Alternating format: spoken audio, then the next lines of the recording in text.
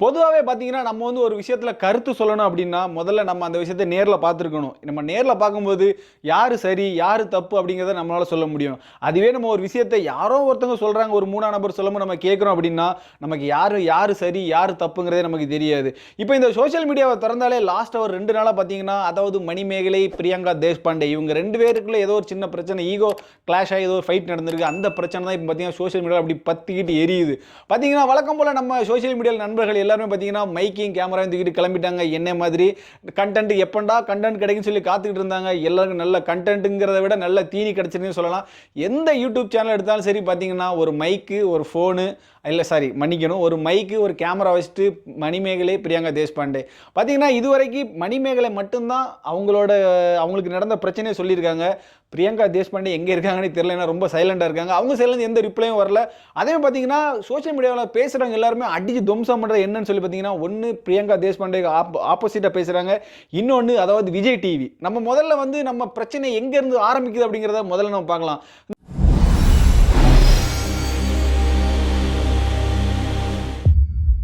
இந்த பிரச்சனை எங்கேருந்து ஆரம்பிக்குது அப்படின்னு சொல்லி பார்த்தீங்கன்னா, மணிமேகலை வந்து ஒரு ஆங்கர் அப்படின்னு அவங்க சொல்லிக்கிறாங்க. ஆனால் பார்த்தீங்கன்னா அவங்க இதுக்கு முன்னாடி விஜய் டிவியில் லாஸ்ட் ஒரு 4 இயர்ஸாக பார்த்தீங்கன்னா வந்து ஒரு பார்ட் டைம் ஆங்கர் தான். ஏதாவது 1-2 ஷோவில் மட்டும் தான் நீங்கள் அதுவும் அவங்கள பார்க்க முடியாது, ரெகுலராக பார்க்க முடியாது. ஏதாவது ஒரு எபிசோட் 2 எபிசோட் அப்படி தான் ஆங்கர் பண்ணிகிட்டு இருந்தாங்க. அப்படியே இந்த பக்கம் வந்தீங்கன்னா யாருன்னு சொல்லி பார்த்தீங்கன்னா, அதாவது நம்ம பிரியங்கா தேஷ்பாண்டே அவங்க வந்து பார்த்தீங்கன்னா விஜய் டிவியோட ஆஸ்தான ஆங்கர். நீங்கள் விஜய் டிவியில் நடக்கிற எந்த ஒரு ப்ரோக்ராம்லையும் பார்த்தீங்கன்னா பிரியங்கா இருக்காங்க. எப்படி சொல்லுது, விஜய் டிவி லோகோ இருக்கோ இல்லையோ பிரியங்கா கண்டிப்பாக அந்த இடத்துல இருப்பாங்க. ஏன்னா அவங்க அந்த அளவுக்கு விஜய் டிவியில் அவங்க வந்து ஒரு ஃபேமஸான ஆங்கர். இப்போ என்ன பிரச்சனை சொல்லி பார்த்தீங்கன்னா, ஆங்கராக இருந்த பிரியங்கா பார்த்தீங்கன்னா விஜய் டிவியில் ரொம்ப ஃபேமஸான எல்லாருக்குமே ரொம்ப பிடிச்ச ஷோ அப்படின்னா, இன்னைக்கு இருக்கிற ஜென்ரேஷன் கூட ரொம்ப விரும்பி பார்க்கக்கூடிய ஷோ அப்படின்னு பார்த்தீங்கன்னா குக் வித் கோமாளி. நம்ம எல்லாருக்குமே தெரியும். அது வந்து எந்த அளவுக்கு நிறைய பேர் அந்த ஷோவை பார்த்து சிரிக்கிறாங்க. நிறைய பேர் கமெண்டில் சொல்லுவாங்க, இது வந்து ஒரு இந்த ஷோனால வந்து பார்த்தீங்கன்னா ஒரு எனர்ஜி கிடைக்கும், இது வந்து ஒரு ஸ்ட்ரெஸ் பஸ்டர் அப்படின்னு சொல்லிட்டு எல்லாருமே சொல்லுவாங்க, புகழ்ந்து தள்ளுவாங்க. பார்த்தீங்கன்னா லாஸ்ட்டாக கடந்த ஒரு 4 வருடங்களாக ஒரு சக்ஸஸ்ஃபுல் ஷோவாக அந்த ஷோ இருந்துச்சு. இப்போ இது 5ஆவது வருஷம் நடந்துகிட்டு இருக்குது. இப்போ ஆல்மோஸ்ட் நடந்து முடிஞ்சிருச்சு. நிறைய பேர் சொல்கிறாங்க டைட்டில் வினர் கூட பிரியங்கா அப்படின்னு சொல்கிறாங்க. ஏன்னா அது நம்ம இன்னும் சேனல்லேருந்து அஃபிஷியலாக அது நெக்ஸ்ட் வீக் தான் நமக்கு தெரியும் யார் வின்னர்னு சொல்லிட்டு. ஆனால் நிறைய பேர் சொல்கிறாங்க அது வந்து நமக்கு உண்மையாக போயின்னு நமக்கு தெரியாது. அது சேனல்லேருந்து வீடியோ வந்த படம் தான் நமக்கும் தெரியும். வாங்க இப்போ வந்து மெயினாக என்னன்னு சொல்லி பார்த்தீங்கன்னா, மணிமேகலை வந்து ஒரு கம்ப்ளைண்ட் வச்சுருக்காங்க. என்ன கம்ப்ளைண்ட் அப்படின்னா, பிரியங்கா வந்து என்னை வந்து ஆங்கர் பண்ண விடுறதில்ல அப்படின்னு சொல்லிட்டு. இங்கே எங்கே பிரச்சனை ஸ்டார்ட் ஆகுதுன்னு சொல்லி பார்த்தீங்கன்னா, ஆங்கராக இருந்த பிரியங்கா 5வது அதாவது இந்த குக் வித் கோமாளி அந்த 5ங்கிற இந்த சீசனில் பார்த்தீங்கன்னா ஆங்கராக இருந்த பிரியங்கா வந்து செஃப்பாக வந்துட்டாங்க. அதுவே இதுக்கு முன்னாடி கடந்த 4 சீசனாக கோமாளியாக இருந்த மணிமேகலை பார்த்தீங்கன்னா ஆங்கராக வந்துட்டாங்க. இது வரைக்கும் நல்லா தான் போயிட்டு இருந்துச்சு. ஆனால் ஒரு சில இடத்துல வந்து நமக்கு பார்க்கும்போது நமக்கு ஃபீல் ஆகும். பார்த்தீங்கன்னா பிரியங்கா வந்து ரொம்ப ஓவராக பேசிகிட்டு இருப்பாங்க. ஏதாவது அந்த கண்டென்ட்டுக்கே சம்மந்தம் இருக்காது, நான் அவங்க ஏதாவது பேசிட்டு இருப்பேன், நமக்கு கொஞ்சம் இரிட்டேட் ஆகிற மாதிரி தான் இருந்துச்சு. இருந்தாலும் வேறு வழி இல்லை, ஒரு என்ஜாய்மெண்ட்டுக்காக பார்க்கணும்னு சொல்லிட்டு நிறைய பேர் பார்த்துக்கிட்டு இருந்தாங்க. நானும் பார்த்துக்கிட்டு தான் இருந்தேன். பார்த்தீங்கன்னா இப்போ லாஸ்ட் வீக்கில் நடந்த எபிசோடில் பார்த்தீங்கன்னா மணிமேகலை வந்து பாதியிலே போயிருப்பாங்க. நிறைய பேர் சோஷியல் மீடியாவில் மணிமேகலை டேக் பண்ணி எதுக்கு நீங்கள் பாதியிலே போயிட்டீங்க அப்படின்னு கேட்க, அதுக்கு மணிமேகலை ஒரு வெடியை கொளுத்தி போட, அது வெடின்னு சொல்ல முடியாது, அவங்களோட ஆதங்கம், அவங்களுக்கு நடந்த பிரச்சனையை அவங்க சோஷியல் மீடியாவில் சொல்லும்போது பார்த்தீங்கன்னா எல்லாருமே இப்போ பொங்கி எழுந்துட்டாங்க. என்னன்னு சொல்லி பார்த்தீங்கன்னா, பிரியங்கா தேஷ்பாண்டே வந்து என்ன ஆங்கரிங் பண்ண விடுறதில்ல, என்னோட வேலையை அவங்க கரெக்டாக என்ன பண்ண விடுறதில்ல, என்னை ட்ரிகர் பண்ணிக்கிட்டே இருந்தாங்க, என்னோட வேலையை பண்ண விடாதனால எனக்கு செல்ஃப் ரெஸ்பெக்ட் ரொம்ப முக்கியம், எனக்கு காசு பணம் முக்கியம் இல்லை அப்படின்னு சொல்லிட்டு பார்த்தீங்கன்னா ஒரு மிகப்பெரிய சேனல், அதாவது விஜய் டிவி அப்படிங்கிறது இன்றைக்கி பார்த்தீங்கன்னா ஒரு நம்பர் 2 பொசிஷன் கூட சொல்லலாம். அந்த அளவுக்கு ஒரு மிகப்பெரிய சேனல்ல இருந்து எனக்கு வந்து செல்ஃப் ரெஸ்பெக்ட் தான் முக்கியம்னு சொல்லிட்டு அந்த சேனல் விட்டு வெளியே வந்துட்டாங்க. அதுக்கப்புறம் வழக்கம் போல் நம்ம யூடியூப் சேனல் நண்பர்கள் எல்லாம் அவங்க எல்லாரும் ஆளுக்கு ஒரு கதையை சொல்ல ஆரம்பிச்சிட்டாங்க. அவங்க யூடியூப் சேனலில் போய்ட்டு அவங்க சொல்கிற கதையெல்லாம் கேட்கும்போது பார்த்தீங்கன்னா கொஞ்சம் ஒரு பக்கம் சிரிப்பாக தான் இருக்கும், ஒரு பக்கம் சரி இருந்தாலும் வேறு என்ன பண்ண அப்படின்னு சொல்லி அதெல்லாம் பார்க்க வேண்டியது இருக்குது. நம்ம வந்து பொதுவாகவே ஒரு பிரச்சனைன்னு வரும்போது மட்டும்தான் இங்கே இருக்க எல்லாருமே பார்த்தீங்கன்னா வாய்ஸ் கொடுப்பாங்க. அது வந்து யார் சரி யார் ரைட்டு அப்படிங்கிறத விட யாரை வந்து அவங்களுக்கு பிடிச்சிருக்கோ அவங்களுக்கு ஃபேவராக தான் எல்லாருமே பேசுவாங்க. சோஷியல் மீடியாவை பொறுத்தளவுக்கு பார்த்தீங்கன்னா, சோஷியல் மீடியா எப்போவுமே சொல்லுவாங்களே, ஊரில் சொல்லுவாங்க, முதல்ல பேசுகிறவங்க குரல் தான் ஓங்கி ஒலிக்கும், முதல்ல பேசுகிறவனு இருந்தால் சொல்கிறதா எல்லோரும் நம்புவாங்கன்னு சொல்லுவாங்கள்ல, அதே மாதிரி தான் நான் வந்து மணிமேகலை அவங்களும் தப்புன்னு சொல்லலை. நான் வந்து மணிமேகலை தான் அவங்களுக்கு வந்து ஃபுல்லாக சப்போர்ட் பண்ணுறேன். ஏன்னா நம்ம வந்து ஒருத்தவங்களோட ஆட்டிடியூட் வச்சே சொல்ல முடியும் அவங்க வந்து எந்த எந்த அளவுக்கு அவங்க கேரக்டர் இருக்கும் அப்படின்னு சொல்லிட்டு. ஏன்னா பார்த்தீங்கன்னா நமக்கே தெரியும் பிரியங்கா அவங்க வந்து எல்லா இடத்துலையுமே ரொம்ப டாமினேட் பண்ணி தான் பேசுவாங்க. நான் தான் பெரிய புத்திசாலி அப்படிங்கிற மாதிரி, நான் டேலண்டான பொண்ணுங்கிற மாதிரி ரொம்ப பேசுவாங்க. ஆக்சுவலாக அவங்க வந்து ஒரு ஆங்கராக இருக்கிறவங்க பார்த்தீங்கன்னா எப்போவுமே வந்து அவங்க ரொம்ப ஆட்டிடியூடாக இருப்பாங்க. எங்கே போனாலுமே அவங்கள தான் எல்லாருமே ஃபோக்கஸ் பண்ணணும்னு நினைப்பாங்க. ஏன்னா எல்லாருமே இப்போ நம்ம வந்து பொதுவாகவே நம்ம லைஃபே எடுத்துக்கோமே, நம்ம லைஃப் பாலிடிக்ஸ் இல்லாத இடம் எங்கன்னு ஏதாவது ஒரு இடம் சொல்லுங்கள்.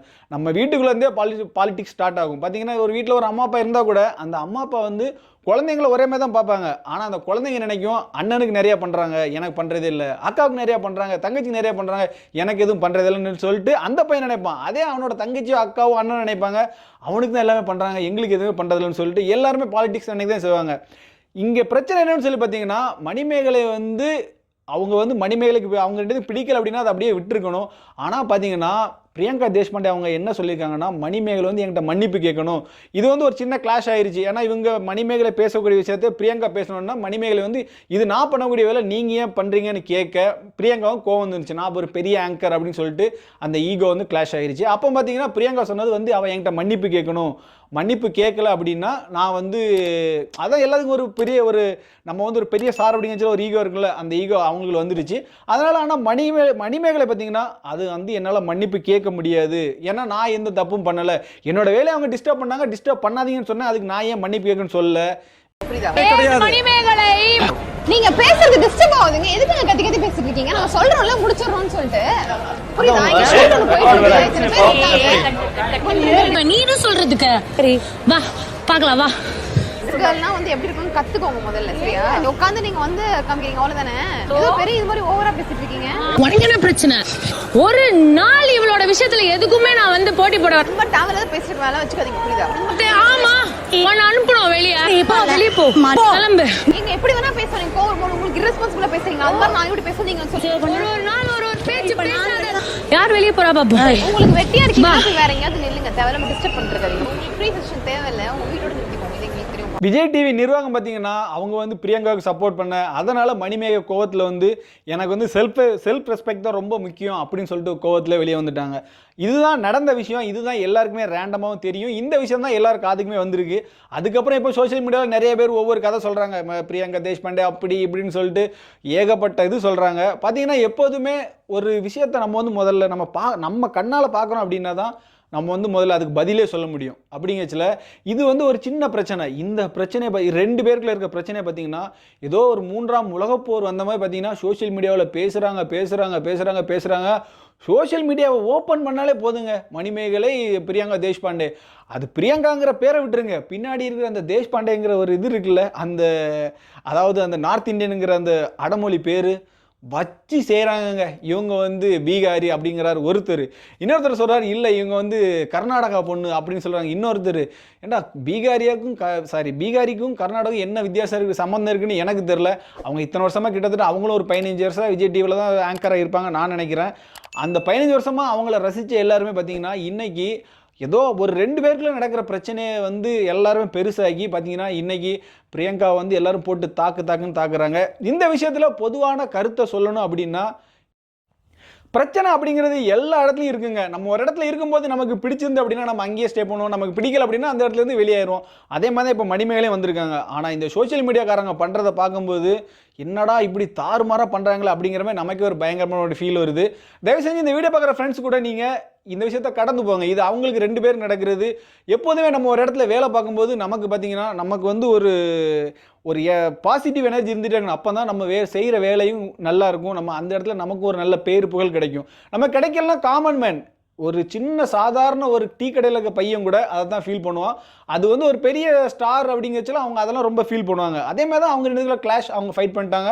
என்னமோ அதை வந்து நம்ம பேச வேண்டியதில்லை. என்னமோ அவங்க 2 பேரும் சேருவாங்களா இல்லை மறுபடியும் விஜய் டிவிக்கே மணிமேகலை வேலைக்கு போவோம், அதெல்லாம் அவங்களோட டிசிஷன். அது வந்து நம்ம வந்து யூடியூப்ல இருந்து நம்ம வந்து அவங்கள பேசி அவங்க அப்படி இவங்க எப்படின்னு சொல்ல வேண்டிய தேவை நமக்கு இல்லை. எப்போதுமே பார்த்தீங்கன்னா ஒரு விஷயத்தை வந்து அந்த யார் சம்மந்தப்பட்டிருக்காங்களோ அவங்க அதை கடந்து போயிடுறாங்க. அதுக்கு சம்மந்தப்படாதவங்க இருந்து அந்த விஷயத்தை பெருசாக்கி அவங்களுக்கு அதில் ஏதாவது வருமா சம்பாதிக்க முடியுமா? அதாவது பொதுவாக எக்ஸாம்பிள் என்னன்னே வச்சுக்கலாம். இப்போ நான் எப்படி எனக்கு அது சம்மந்தம் கிடையாது, நான் பேசுகிறேன்ல, ஏன் எதனால் யூடியூப்பில் வியூஸ் வரும், லைக் வரும், சப்ஸ்கிரைபர் வரும், அதை வச்சு எனக்கு கொஞ்சம் காசு வரும். அதே மாதிரி தான் எல்லாமே பண்ணுறாங்களே தவிர ஒரு சிலவங்க உண்மையும் சொல்கிறாங்க, ஒரு சிலவங்க அங்கே நடக்கிற விஷயத்தை அப்படியே கேட்டு அப்படியே சொல்லவங்களும் இருக்கிறாங்க.